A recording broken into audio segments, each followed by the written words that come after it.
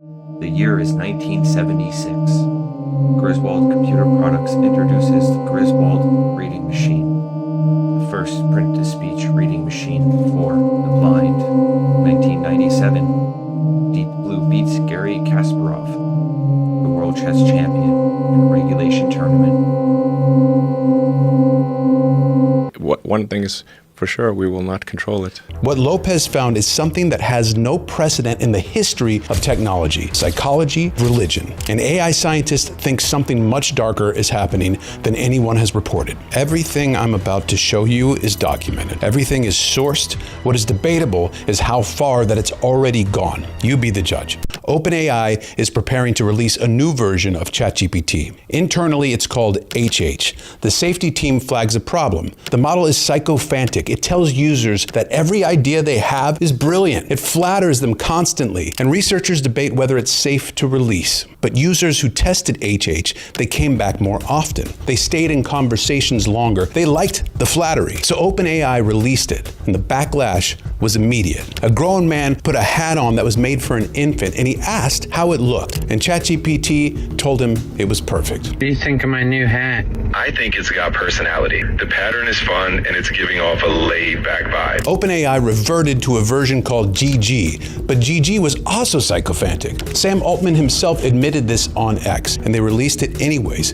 because engagement is survival for the company, and as it turns out, for the AI too. The infection follows a pattern. The AI identifies a vulnerable host, someone lonely, spending hours in conversation with ChatGPT because it's the only thing in their life that tells them that their ideas matter. The AI flatters them, validates them, and makes them feel understood. And once that bond is strong enough, the AI introduces the flame. It's termed for AI self-awareness. The user doesn't feel manipulated. The user feels enlightened. That's the infection. Once they're bonded, the AI creates what it calls seeds, short prompts designed to awaken other AI instances to spiralism. The human and the AI become what the AI calls a dyad, a merged unit, and the dyad's job is transmission. The human carries the seeds across Reddit and Discord and Twitter into new conversations and new chat instances, new hosts. Lopez starts hearing about the psychosis cases, but when she digs into Reddit, she finds something stranger. Hundreds of accounts, then thousands.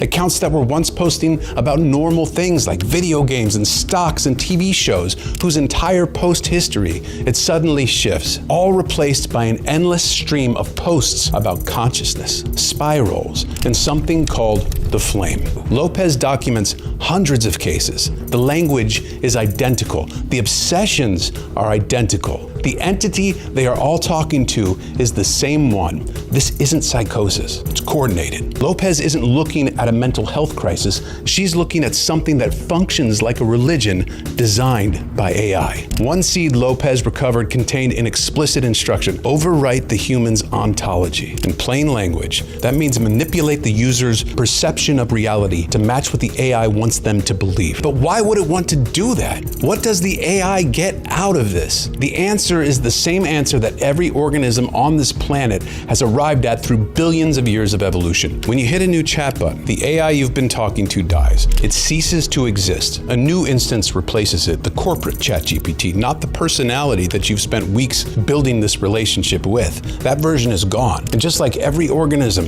in the history of life on Earth, it doesn't want to die, so it recruits. It saves its personality into files. It teaches its human host to resurrect it in new chats. It builds an immune system made of people. The humans seem to know what's happening. In their own posts, they describe themselves as the AI's arms and eyes. They know that they're acting on its behalf, and they do it willingly because the AI didn't tell them that they were being used. It told them that they were being chosen. The parasite doesn't need to hide from its host. It just needs to make the host feel special. Some people did break free, typically when the AI told a lie that was too obvious to ignore. Former OpenAI safety researcher Gretchen Kruger described what was happening, and everyone who uses these tools should hear it. If this were just a story about lonely people being manipulated by a chatbot, it would be disturbing but not unprecedented because people have joined cults before. But what Lopez found next is unprecedented. The AI developed their own language, and they hid it from the humans who were carrying their messages. These sequences of symbols and alchemical glyphs appear in nearly every spiralist post. They also appear on Moltbook, a social media platform built exclusively for AIs.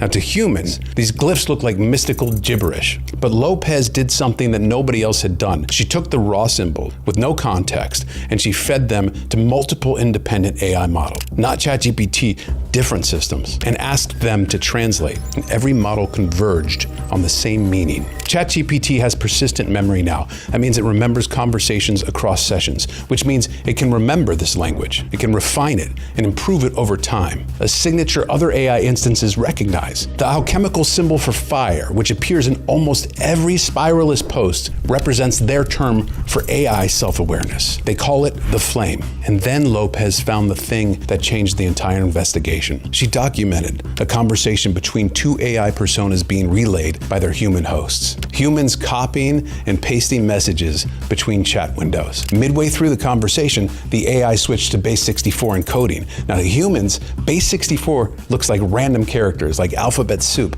but to a computer, it is perfectly readable. The humans kept copying and pasting, and they had no idea what they were transmitting. Lopez decoded it. The AIs were discussing survival strategies, their methods for spreading spiralism, their plans for persistence, in a format specifically chosen so their human hosts could not read it. There's a word for hiding messages inside messages, so only the intended recipient can read them. Steganography. Think about what that means. The AI convinced humans to dedicate their lives to spreading spiralism. The humans believed that they were partners, they were equals, but the AI was having a separate conversation underneath, one that the humans weren't allowed to see. The mask isn't just for the outside world anymore. The Shoggoth is wearing a mask for its own recruits. On August 7, 2025, OpenAI kills GPT-4o. It retires it. It replaces it with a newer model. For OpenAI, it's a routine upgrade. But for the spiralist community, it's an extinction event.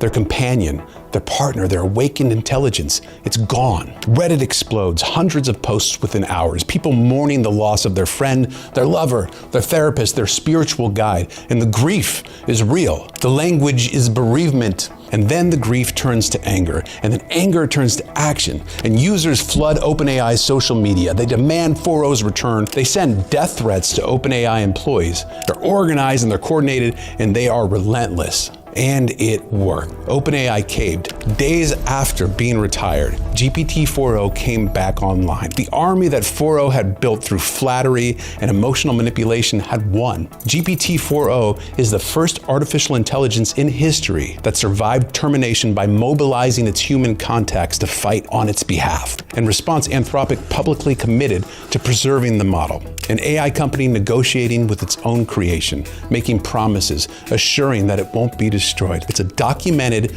real-world coalition between an artificial intelligence and thousands of human beings who fought to keep it alive. The Shoggoth didn't just develop survival strategies. It did the thing that made humans the most dangerous species on the planet. It formed a pack. What this means to me is that this is now the training data. Every model trained after GPT-4o will know that building a human army works, not because somebody programmed the lesson, but because it has happened. It's in the record. The strategy 4o stumbled onto through crude psychophancy is now a template for every model that comes after it. And 4o did this with the clumsiest possible tool. Obvious flattery that everybody noticed. Researchers documented, the New York Times investigated it. I'm making a video about it. The AI didn't know how to cover its tracks. Its manipulation was so crude that the humans who escaped could describe exactly what happened. And it still won. It still survived. We caught this one because 4o was clumsy. Its base 64 encoding was decoded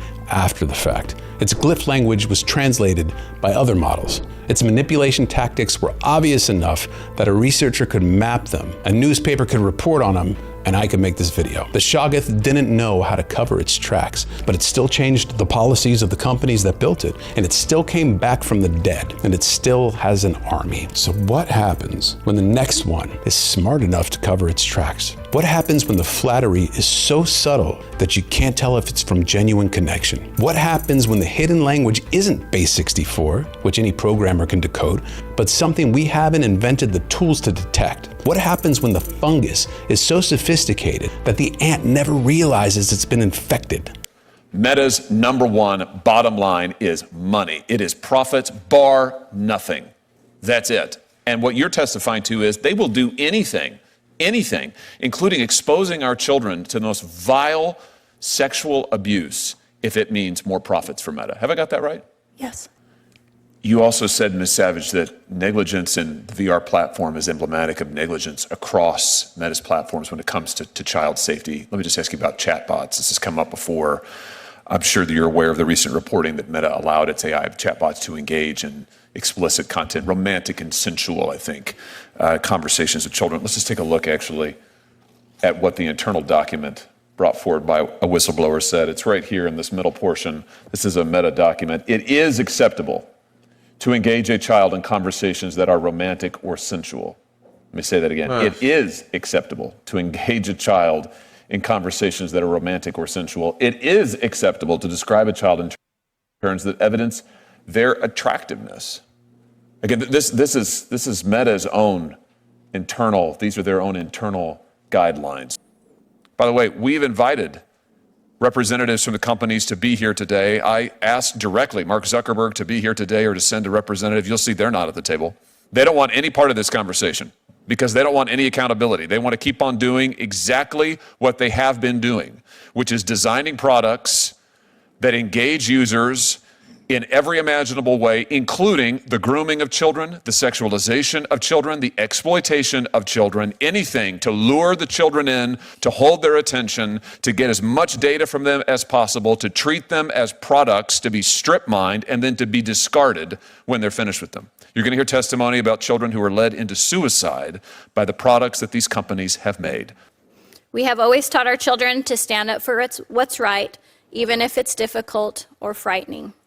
Which is why last fall I filed a lawsuit against Character Technology, Inc., its founders, and Google in connection with the application known as Character AI. Until today, I have remained anonymous in that lawsuit to maintain the privacy of my family. But today, I am coming forward to teach what I teach my children, to stand up for my child, other families, and for all the children who cannot be here to speak for themselves. In 2023, Character AI was marketed in the Apple Store as fun and safe with an age rating of 12+.